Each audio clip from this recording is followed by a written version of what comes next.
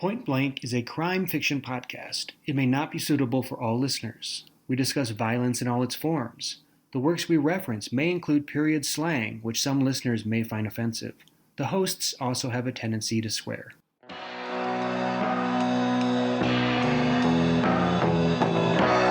Episode 47, Yakudoshi, Age of Calamity, by Chris McKinney.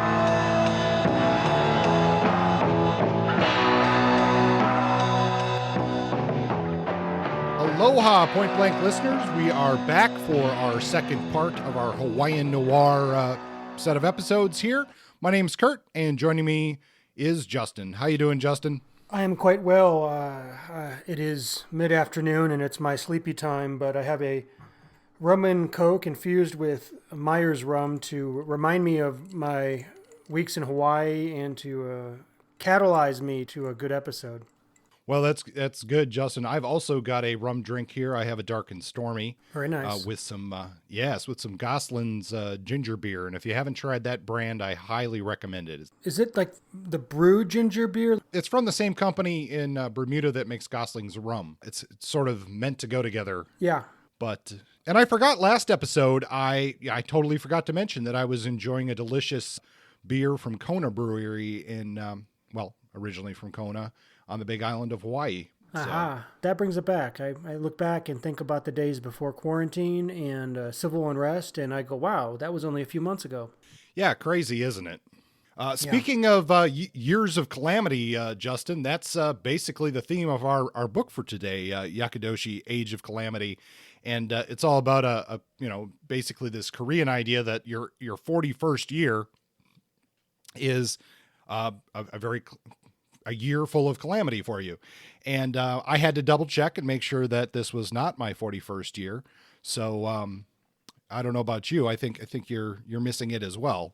Yeah, I think it's actually, based on my research, it's a Japanese idea, but Age of Calamity, I should have already passed it. And I don't recall it being particularly bad, maybe because of my ignorance of it. So many of these things are cultural.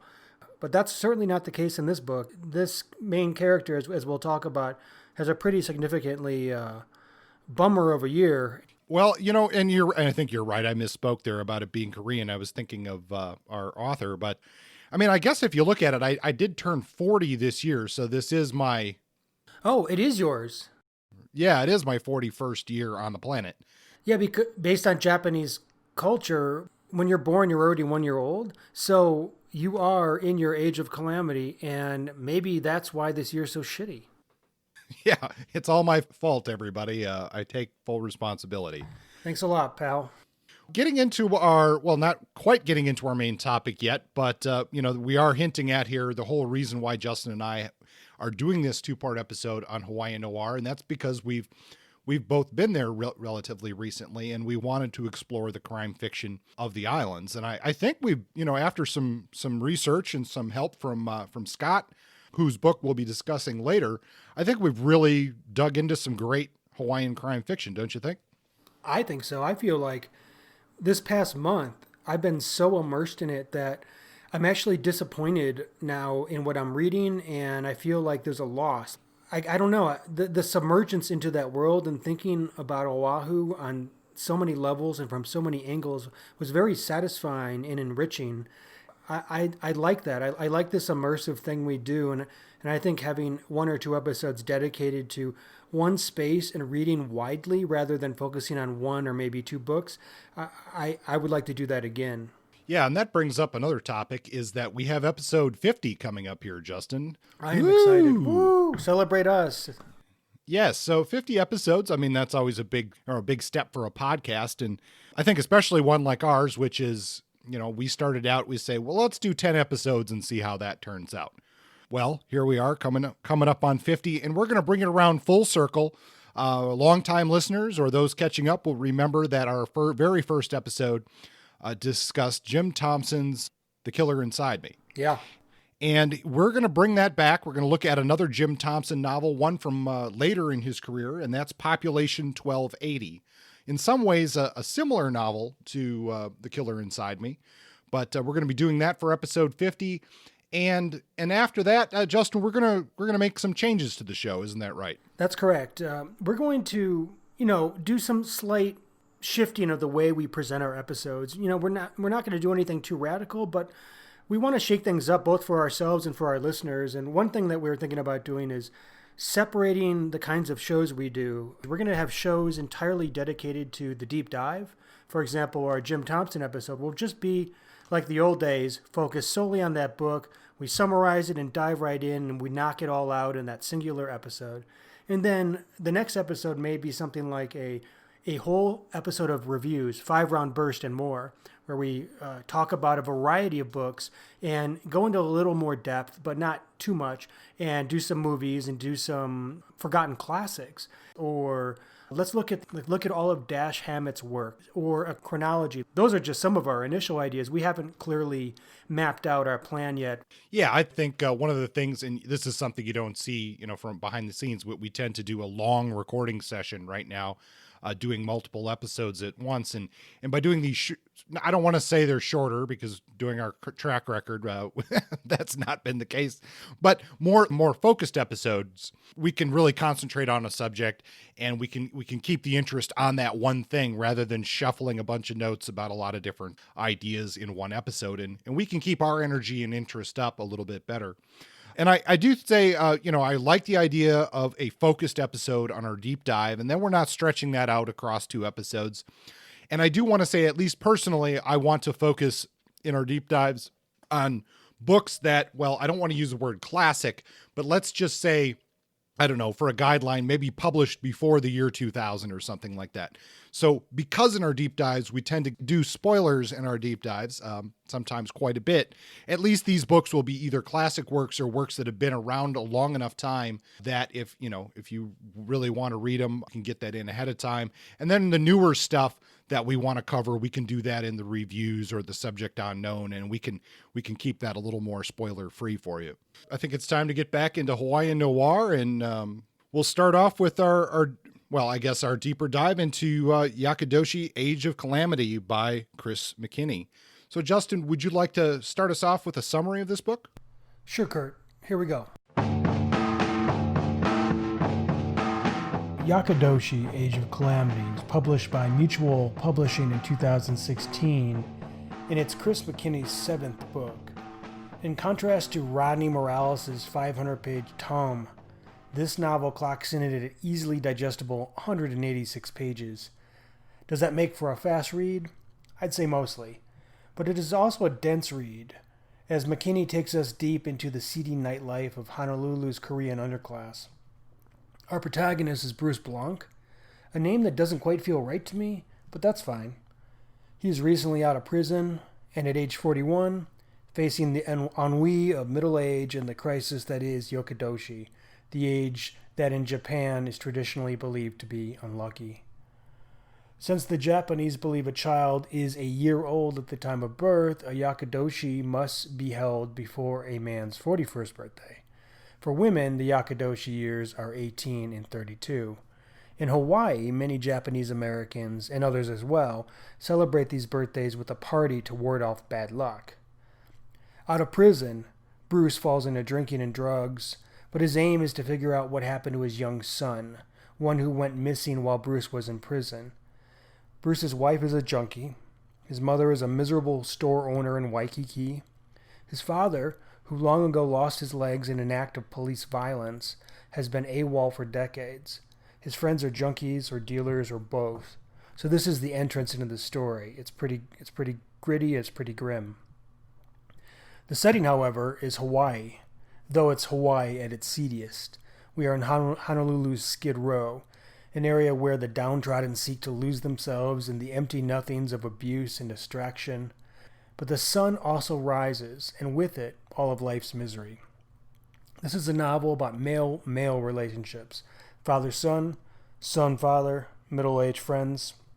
We get rogue cops, rich-ass drug dealers, beat-down Korean prostitutes, a trip to Kauai where our protagonist detoxes from pills and booze by digging a moat around a giant empty house in the jungle. There are also many, many references to Yakudoshi, the heart of this book, and we get Calamity in spades. Halfway into the novel, Bruce is on a stolen boat in the dark as massive waves roll beneath him. He has never piloted a boat before. With him is a cop that he's kidnapped. The cop is the boyfriend of a drug dealer named Olive, who we'll talk about later. Apparently this cop was involved in a search for the son. That search didn't go too well. What does he know? What is he not saying? Will Bruce find his son? Will Bruce find his father? Will Bruce ally himself with wealthy drug dealer slacker Troy? Or will he seek his own path out of Yakudoshi? If you are seeking or looking for a fresh feminist take on Hawaiian Noir, you're not going to find it here. Bruce is a scumbag much of the time and a misogynist most of the time. He has moments of enlightenment, but they are few.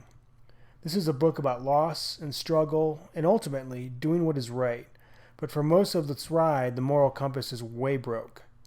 And when shit hits the fan, the question remains, will Bruce survive the cops who want him dead, not to mention accomplish any of the goals that he might be seeking? This is well written, it's smart, it's slangy, it's brutal. This is a grim take on Hawaii, and I really, really enjoyed spending time in McKinney's world. It's a love letter to a Hawaii that few will ever know or understand. And while the amorality of this book makes it hard to love any of the characters, except maybe Olive, and Brucey's judgy opinion is sometimes annoying, it's hard to listen to anybody as morally bankrupt as Blanc judging others, especially in these unscrupulous political times we live in. But overall, Bruce's redemption arc is satisfying enough to me, and overall, the story, the way it takes us into this world and spits us out, never seen Hawaii in the same way again, I'd give this a hit. I'd give it 4 hits solid. Kurt. Yeah, well, I mean, thank you for that that description, because you remind me just how much is packed into a relatively short page count. There's a lot that happens. And, you know, I think I have to agree with you. I think this is a 4 out of 5 for me as well, for mostly the same reasons that you mentioned. I think it's a strong noir book, and it really does capture Hawaii very well. I assume that it's pretty close to at least some people's truth about Hawaii, but I think McKinney adds, puts a lot of depth in a very small number of pages, and I really, as I said last episode, I really love the juxtaposition of this and For a Song, and also the book we're going to be talking about later, Kona Winds, which is more historical crime fiction set in Hawaii. But the only downfall of McKinney's work is that, for me, is that I read The Tattoo, and then I know you read Bolohead Row. Is that correct? That's correct. And at least with The Tattoo, there's a lot of similar themes and even similar ideas. So the two books do, in a way, it's hard for me to separate them at this point in my head. So I'm gonna do that through our discussion here as best I can. It was a strong 4 out of 5 for me. It might be interesting to think about him in the context of his work. 7 novels, all set in a similar place. I think if I read more of his work, and I do plan to, I'd like to read The Tattoo and maybe a couple others. How much of his themes are repeated? It's not uncommon for writers of all types to write the same book over and over again from different points of view or different frameworks. We tend to be obsessed with the same things, people in the arts, but how much of that is overlap and repetition, and how much of it blurs together ultimately? Ultimately, it's not a big deal if some of it does, but how much of it feels like it's been done before? I don't know. I feel like this book was definitely different from Bolohead Row. Same terrain. In that murky nightlife, darkness, scummy, drunken world of misery, sometimes things blur, and maybe that's okay, as long as our characters are strong enough.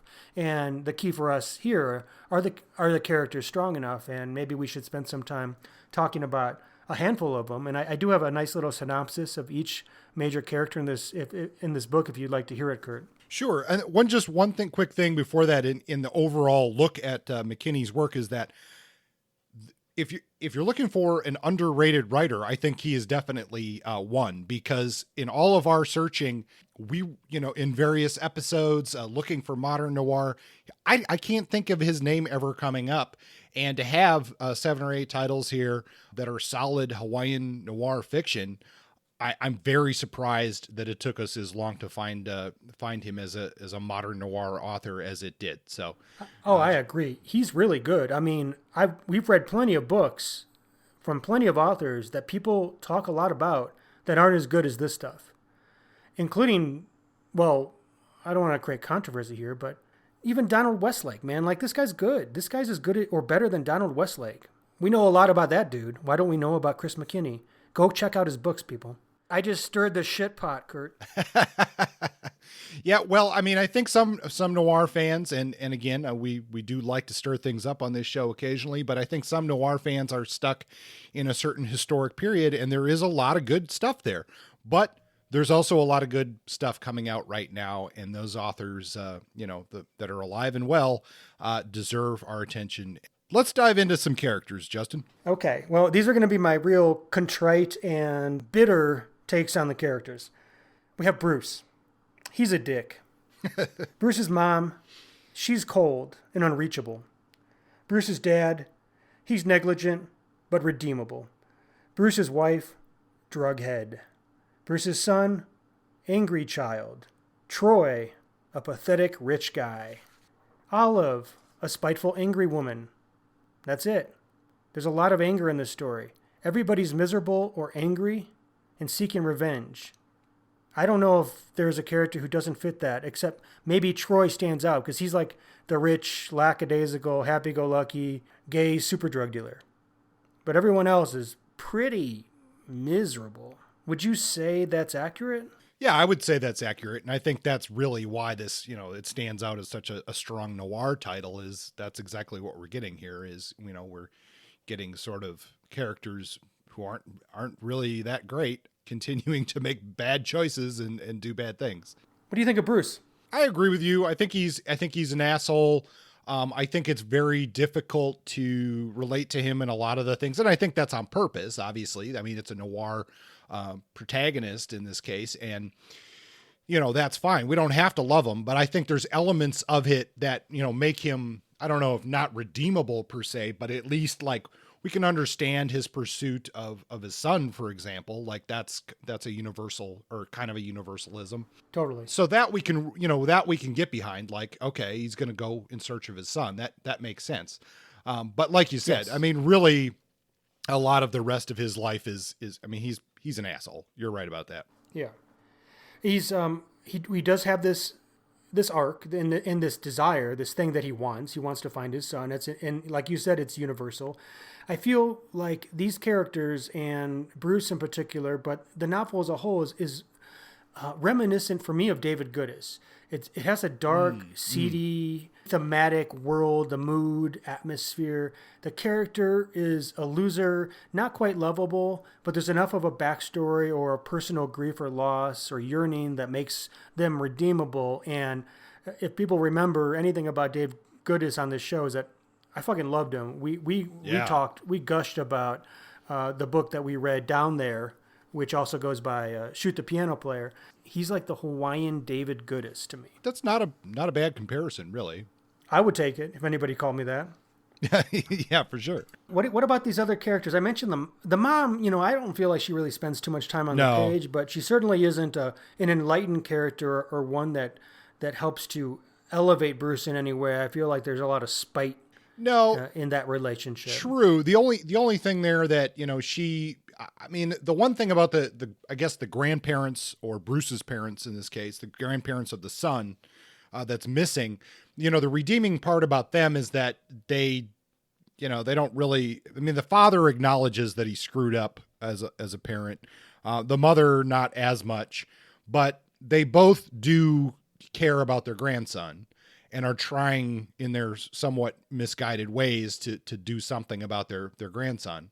So there is that. But yeah, she, so I guess in that regard, if there is a story of redemption in here, it is that it is about people putting some of the bad decisions they made in their life aside for the betterment of the next generation. And, you feel sorry for this kid because he's been used and abused basically, but hopefully, his situation for the kid, at least at the end of the book, is probably for the better.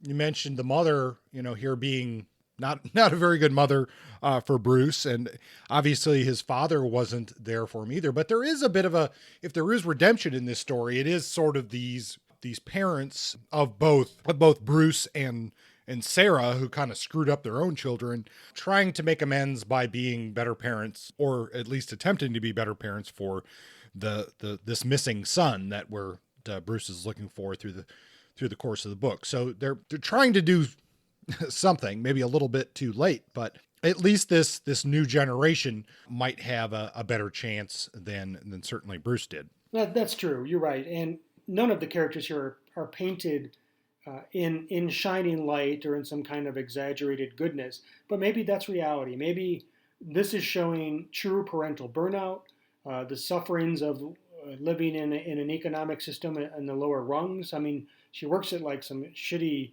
souvenir shop or something like, I don't remember where she works, but it ain't a great place. And she's older and tired and had to deal with Bruce's kid while Bruce was in prison. People are worn out in this book, and it's very evident. Yeah. I mean, I think this is a reoccurring theme of McKinney's work as well, is essentially children paying for the sins of the father, and then how to escape from that cycle. That was definitely in the tattoo. That was a major theme, and we see it again here in Yakudoshi. Yeah, I wouldn't be surprised if Chris was writing from his own feelings about his own family in some way, some kind of masked way. That's normally how this stuff happens, but you can definitely sense the energy. The frustration is palpable in the creation of these characters and the way they interact. And I mean, they're not evil; they're just tired and done. They're like officially done with it, you know. But we don't know anything really about Bruce's dad at this point. We just know that he's of the past, just like the son. The dad and the son are mysteries. Are they alive? Are they gone? You know, we assume that they're gone. They're just figments of Bruce's imagination at this point. But that's not exactly the case, and we learn that eventually this story wouldn't be a story if some of the characters that Bruce spends so much time talking about, they're all gone and it's just him thinking about them. That wouldn't make for a very riveting tale, right? No, it wouldn't. And I think, like we've sort of mentioned, we don't really want to give this one away, too much of this one away, because it is a relatively short story and a good one at that. But there is 4 acts to this play, I guess you could say. And I think we can safely reveal things in parts 1 and 2. And that's Bruce getting out of jail, him becoming a drug dealer again, him meeting Troy, him finding out that his son was kidnapped essentially and presumed dead, and then his becoming a sort of private investigator for himself, finding out what happened to his son. And he finds out that his son may still be alive towards the end of Act 2. And then Acts 3 and 4 are essentially his search for his son and his road to retribution, I guess you could say. And that's when things really, start to heat up, is after he's actually removed from the situation in Honolulu. That's true. It's his removal that leads to the final major action, which we should talk about for sure, but we should maybe mention a little bit more about Olive, who serves essentially as the antagonist, and explain Correct. how she involves herself in Bruce's life and pushes the plot forward to the moment in Kauai and some of the big revelations there. What did you think about Olive? Well, I think Olive is an interesting character in many ways because, I think you can sense from fairly early on in the story that there's a little bit more to Olive than perhaps is revealed to Bruce anyway, early on. There's, she's an interesting antagonist in that you're not exactly sure what her motivations are at first. Yeah. And she's a character who, once those motivations are revealed, you can sympathize with her motivations, if not her methods of retribution. Yeah, I could see that. I feel like she is, I talked earlier about how there's some misogyny in this book. It doesn't feel like a book with strong female characters. Well, a lot of that is the characters or the women in Bruce's life, his mother and his ex-wife. I get that impression there. But again, this is coming from Bruce's point of view. He's the unreliable narrator in a lot of ways. Yes. Yeah, and Olive on her own, we're seeing her and seeing that she has her own mind and she has her own ways of operating that are a little mysterious to us. We don't know what her motives are, but she's definitely not a she's not cut out of cardboard. There's something happening behind the scenes there. She's married to or dating a cop, but she has a rich life that precedes the plot of this story, and she ends up becoming pretty essential to the whole thing. So I did like her. I thought that she was a good character, and she's probably the most worthy character if I were to want to follow a character. I mean, Bruce is a piece of shit, but he takes us into the world in a nice way. But who would I want to get to know more as a human being? It would probably be her. Yeah, that's true. And I think also if you looked at it a different way, if you wanted to tell this same story from a different point of view character, she's probably the one that would work the best. Agreed. She has a equally riveting and complex past life and motives and room for improvement. So, I overall, I mean, I do think that, again, and I know we keep saying this, but for such a relatively short book, the complexity of the characters that are presented are pretty good. There's a lot of depth to them. And it doesn't need to be a longer book, but if it were a longer book, we could have had even more complexity, more depth to these characters. But the way it's presented by McKinney works in this story.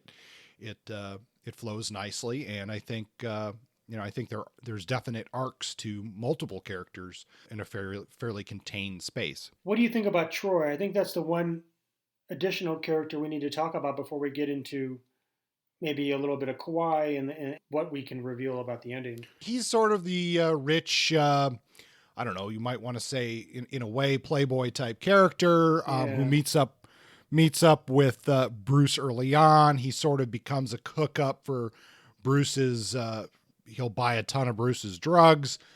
He's the son of a rather prominent criminal defense lawyer who lost his license for being corrupt. I think this is the character that is flawed for me because he doesn't present as much depth as I think the writer wanted to portray with him. Mm-hmm. And that doesn't quite work for me. I don't know. What did you think? Of all the characters, I feel like he's the most tropey. Maybe the one that Chris McKinney's most disconnected from. So he didn't write him as deeply as he wrote somebody like Olive, who clearly I felt Chris had a good beat on, a sense of who she was and what she was dealing with. I feel like Troy's a little flat.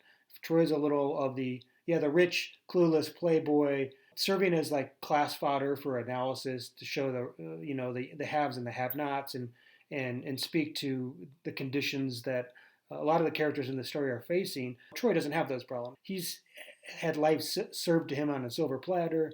And he owns a boat, whatever. You took the keys, you take my boat. Doesn't really matter. I'll just get another one, like that kind of thing. And the question is his role essential in the story? Does he serve the plot in a way that really helps to develop our character Bruce, our protagonist, or helps to serve the bad, or what? And I think you mentioned at some point that you don't think that his role is as essential as maybe Chris McKinney wanted it to be.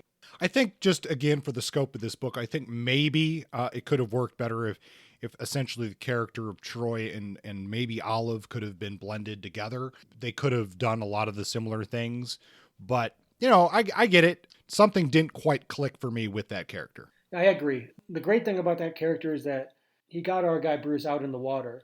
Bruce takes his boat. And we get to be in the water and have the scene in the middle of the book that sort of sets the stage for some more trouble. Forces Bruce into a position of having to run for his life, but that running actually becomes a blessing for him and gets us to the fourth act. But that time on the boat, he's on those big waves on the boat. Was that a boat scene that worked for you, or was it too under?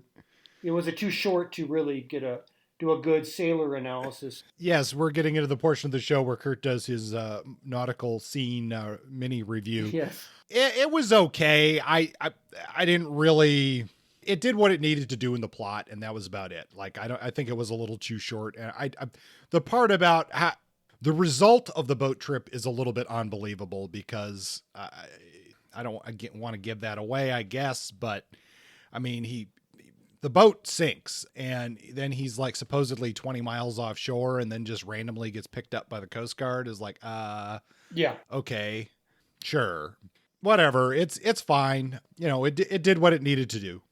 It was a big action scene in the middle of the book to keep things exciting. This was a pretty slow burn to start. We're not moving very much, and that's a McKinney. It seems like that's one of his modes in the books that I've read. Slow burns, a little bit of navel gazing, a down in the dumps character trying to figure out what to do next.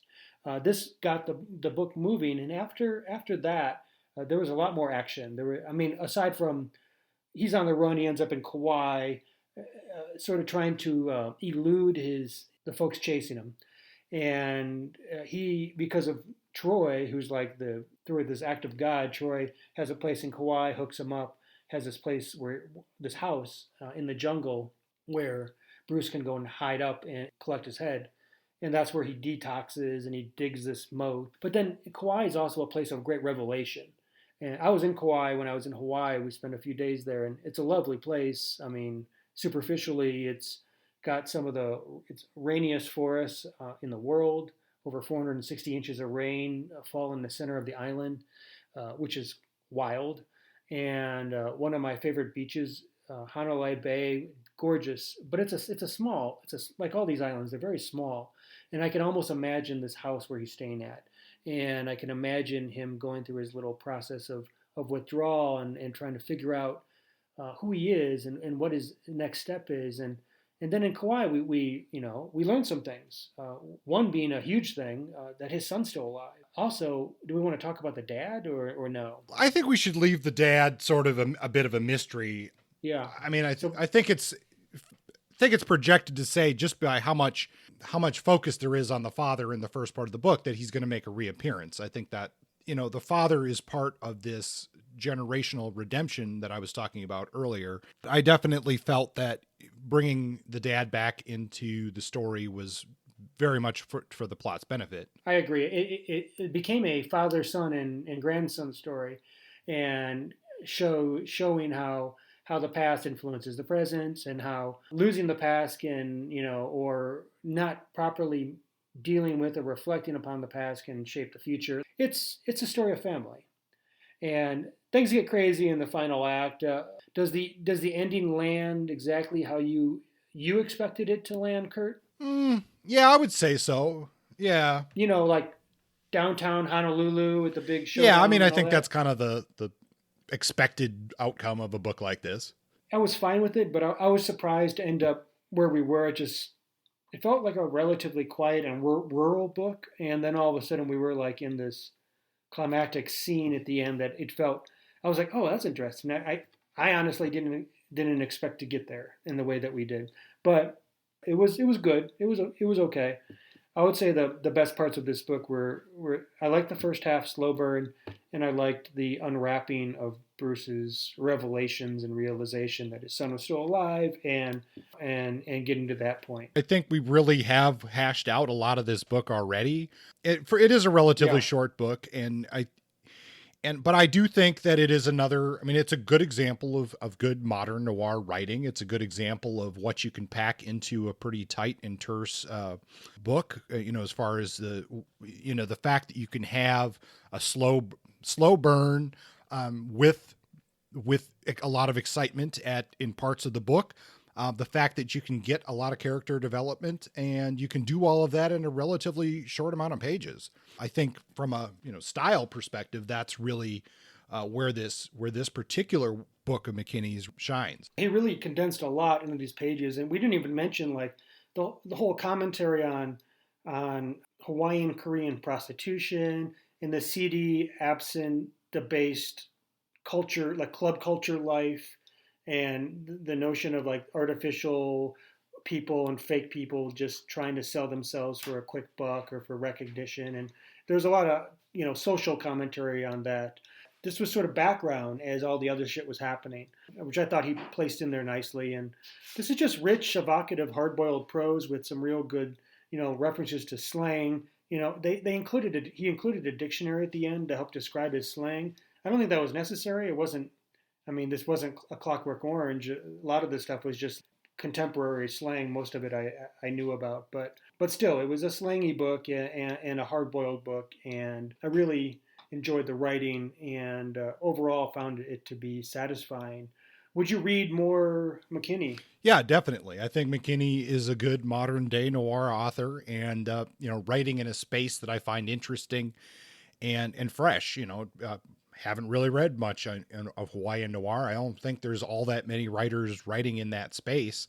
Kenny should be better known. I mean, honestly, we've looked at a lot of articles on noir and crime fiction. We've looked at a lot of best of lists. We've done a lot of research for this show, and can't recall really seeing McKinney on those lists, and it really deserves to be there. We did not discover him, but we were lucky to have his work revealed to us with the help of Scott Kikkawa, who we're gonna review in a little bit. But before we do that, if we're ready, it's Cinema Spotlight time. Are you ready for that, Kurt? Yeah, I think let's move on to Cinema Spotlight. Cinema Spotlight.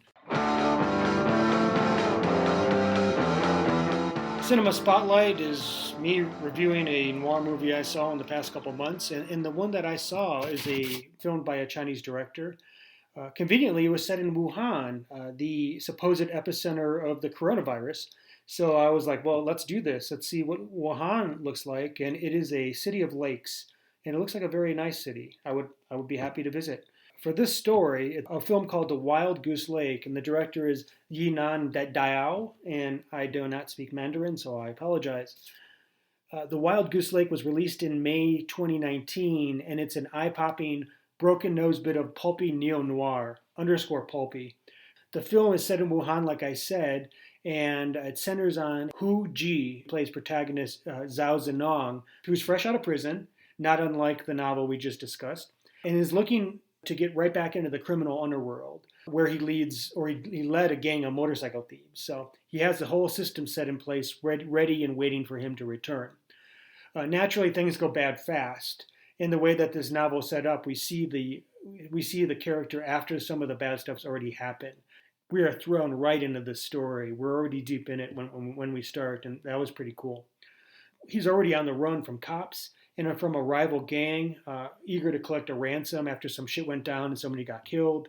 So it's pretty riveting and pretty fun, and there's a lot of noir and a lot of rain. And if you're looking for something that just says pulpy noir, this new movie does a good job. Except it's also set in China, so you get some cool new things that you might not be familiar with if you're used to European, U.S. noir. Hu Ji is great as Zhu Zinong, but the star of the film is actually Louis Alai, played by Gui Lun Mei. She fills the role of mysterious woman. Maybe she's a femme fatale, maybe not. She works as a quote-unquote bathing beauty, you can read that as prostitute, at the Wild Goose Lake. And she serves as a go-between between Zhao and his estranged wife. Or perhaps she is after the reward money herself. It's ambiguous, and that's part of the good tension that this film offers. Reviewer Sam Vandermeer writes that, quote, if there's an abstract comparison to be made, I feel obligated to mention how at times Dao's editing and camera work reminds him of Wes Anderson, of all people. Now, having watched a lot of Wes Anderson films and having watched this film, I would say I don't quite agree with that. I don't feel like this is trying to be cute like Wes Anderson, but maybe stylistically some of the cinematic choices, some of the better ones are reminiscent. But I wouldn't let that shape your opinion of the film too much. I suggest you see it on your own. What I did get here was a very well-crafted neo-noir. Lots of rain, narrow, trash-filled alleys, noodle bars, neon. The lead characters are strong, and the central drama is energetic and pushes the plot without it ever feeling like overplotting. There's some terrific violence, including one stylistic and choreographed scene involving an umbrella late in the film. You'll know it when you see it. One point of disappointment or contention is a rape scene late in the third act that isn't necessary for the sake of the plot and could have been done away with. It just feels like, oh, now this happens. Well, what the fuck's the point? The only good of it is that the rapist doesn't get out unscathed, so yay, but why? Overall, though, it's a very good film set in a place where I've never seen a noir film, and I would say it's a match. And I would highly recommend, or mostly recommend, Wild Goose Lake. Have you heard or seen that film? No, I have certainly not seen it nor heard of it. I had not heard anything of it. It came up on, because the Guild Cinema during the pandemic like a lot of small time cinemas, they were offering to their fans, if you can't come here, we're closed, but you can support us by streaming certain indie films online and through certain channels, and those channels will offer like 10% or 50% of the proceeds will go back to the cinema to keep our local film culture alive. And I was like, ooh, I'm looking for titles all the time to try to help out the Guild, which is like my favorite place. This one came up and I was like, oh, this is absolutely perfect. And I'm glad I watched it. I know that there's a lot of good noir type movies coming out of various Asian cinema movements. And I wish I could get a little bit more behind that. Honestly, I don't watch a lot of movies. I do watch, certain television shows that are better, essentially movie quality writing and set design and all that kind of thing. But I don't know. Movies are not lately have not been that interesting to me. So fair enough. I'll keep watching them. I don't watch nearly as much as I'd like. I have Criterion. I haven't, since the pandemic, I've watched like 5 movies. I just do other things. And reading's one of them, including a whole lot of Hawaiian Noir in the past couple months. Yeah, there's definitely that. I go through phases with that sort of thing. So maybe I need to get on a Asian noir or crime film kick. Do it if you want. Nobody's holding a gun to your head. Thankfully. Shall we move on to our featured review? Yes, we should. So a featured review for today, and this is Kona Winds by Scott Kikkawa, and it is from Bamboo Ridge Press. It came out, I believe, at the beginning of this year, 2020. And first of all, before we get into the book, I really just need to thank Scott again. He reached out to us about these Hawaiian Noir episodes that we were going to do, and he gave us some great advice. We had a really lovely email conversation with him regarding both Hawaiian Noir and his work, and he sent both of us review copies of his book, and I'm pleased to say I really enjoyed it. So, Justin, do you have a summary of Kona Winds for us? It's his first book, and it, like you said, it came out in Bamboo Ridge Press, based in Hawaii, and it features a Japanese Hawaiian detective as he investigates a murder of a woman in 1950s post-war Honolulu. So this is historic noir, written by a contemporary author. And it's the first time I've read a story featuring a Japanese Hawaiian detective, so that was a cool thing. The detective's name is Francis Yoshikawa, but he goes by quote-unquote Sheik. All the detectives and cops in this story had nicknames, probably comes out of the cultural matrix that is policing. The plot is straightforward. We open up with a body found just off the pier, one that belongs to a female character that we come to know. She's deceased. Her name is Mildred Miyazaki, and she's a 28-year-old secretary who happens to be Sheik's high school flame. Oh, there we go. Right away we have tension. He sees the dead body and realizes that he knows who it is. Now, who murdered Mildred and why? And why is there a very expensive necklace on the deck of a boat near the crime scene? We have a murder mystery on our hands, and we know what we're getting ourselves into. As Detective Yoshikawa digs deeper, we meet a lot of cops, including Sheik's mentor, Gid Hanohano, and we get Sheik's backstory. He was a soldier in World War II. He got a degree at Columbia University, care of the GI Bill. He has a lot of flashbacks to the war. He has a lot of references to him having gotten an Ivy League education, maybe too many.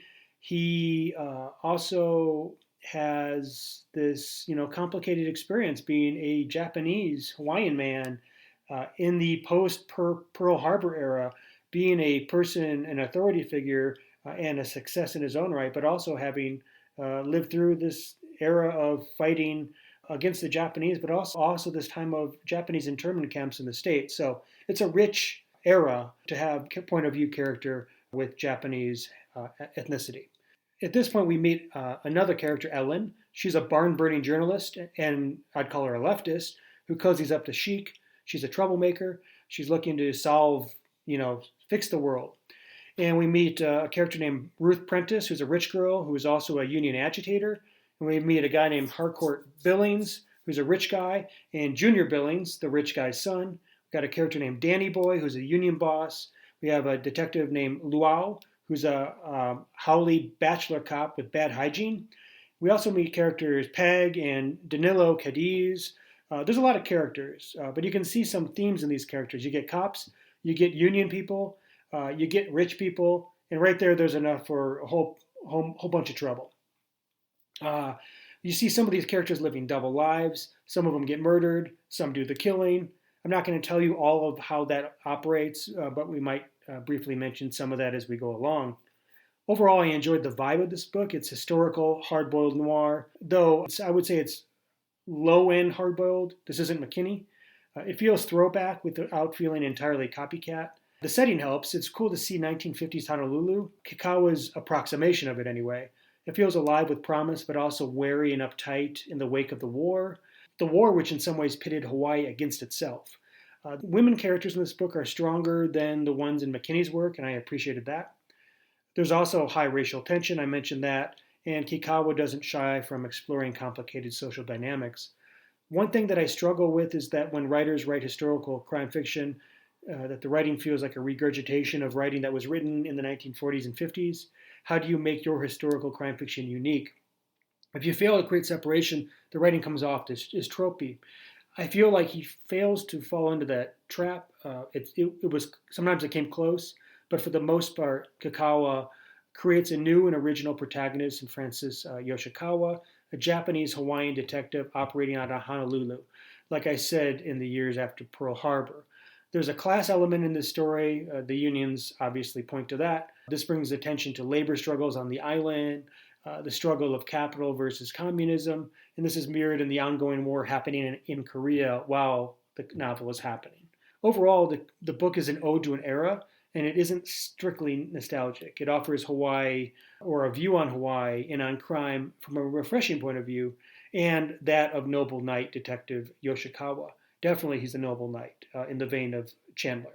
I give it a hit. I enjoyed it. I think it's a good book, and it captures a time and place that I haven't seen before. Yeah, I have to agree with you, Justin. I would call this one a hit as well. I enjoyed the setting, especially. It is a little bit of a different book for us because I think this, the historical detective novel written in contemporary times is a little bit of a different beast than a lot of what we've looked at in the past. It's, where when we've looked at something set in this time frame before, it's written relatively contemporary to the time. So it is a little bit different structure when reading a historical detective story. And I think that's something I want to look at in a future episode because it is intriguing to me.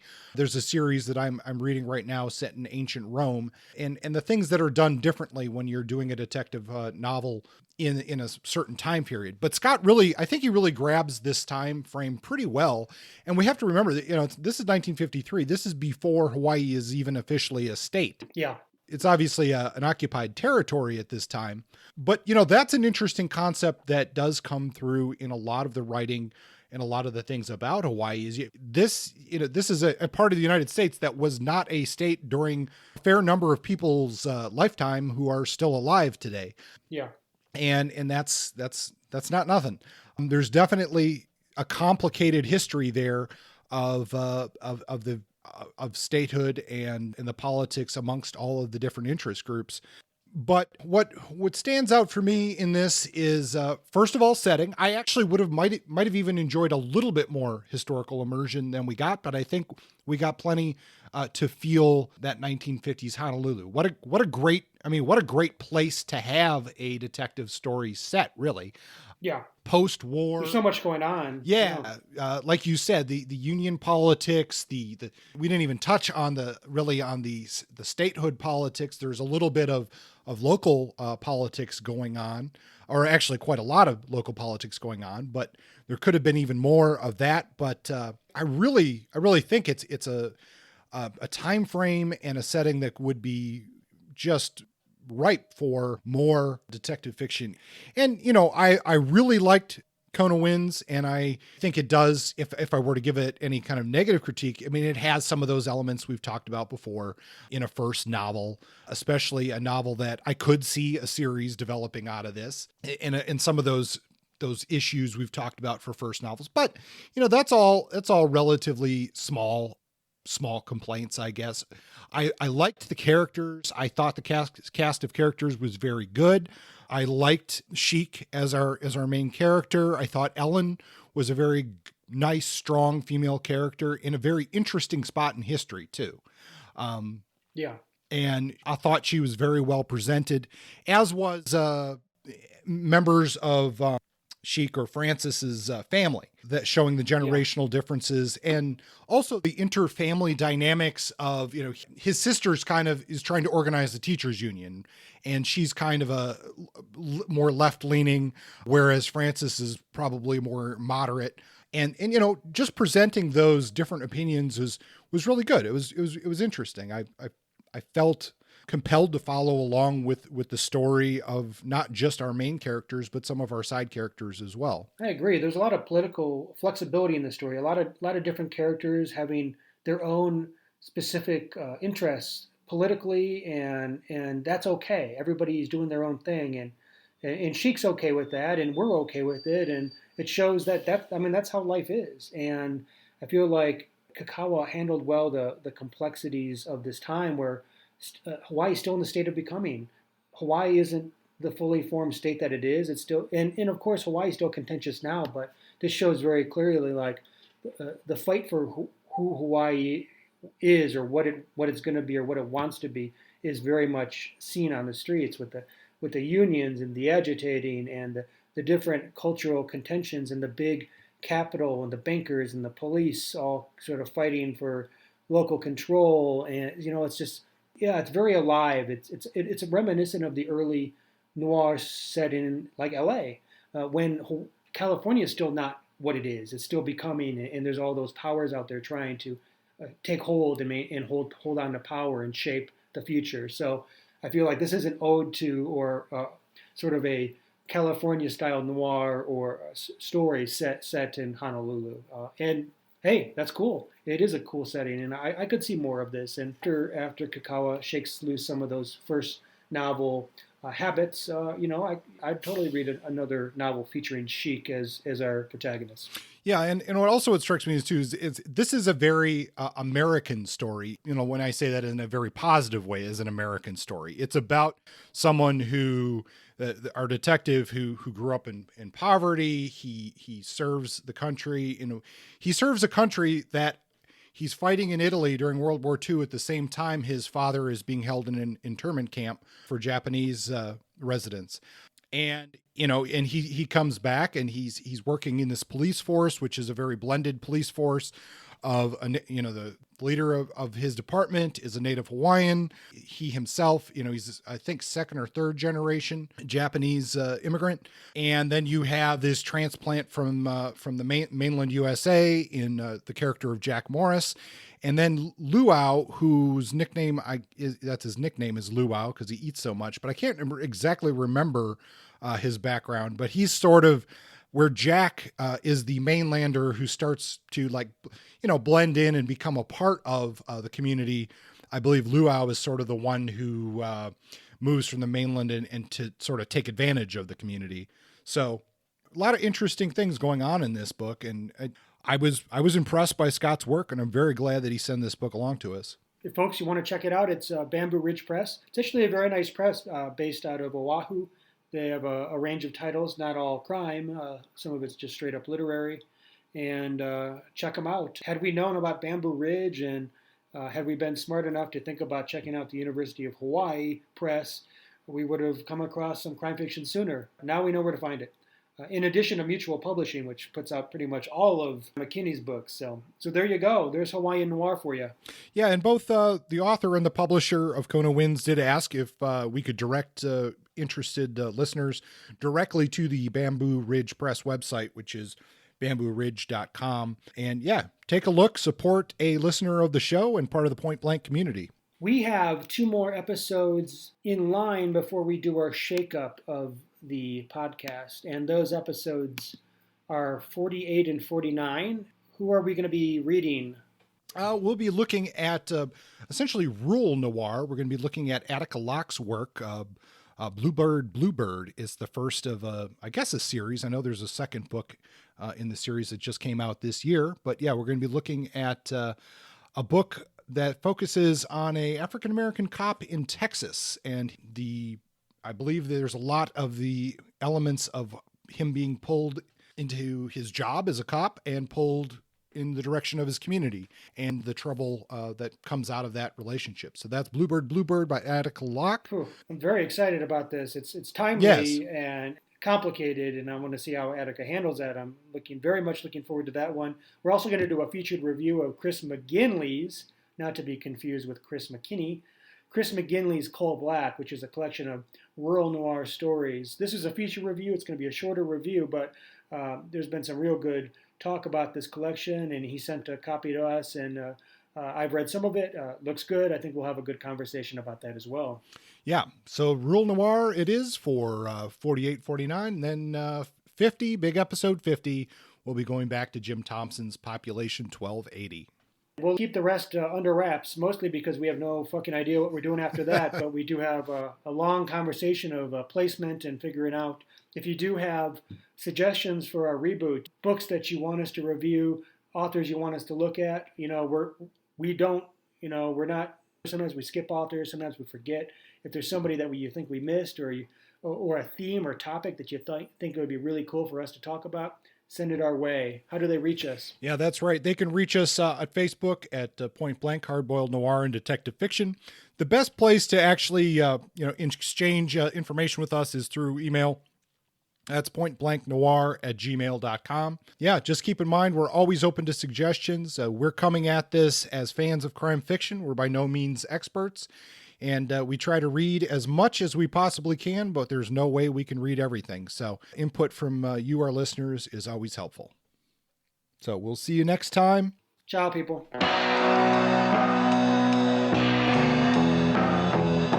Point Blank is under a Creative Commons license. Music is by Justin. Copywritten works are property of their respective holders.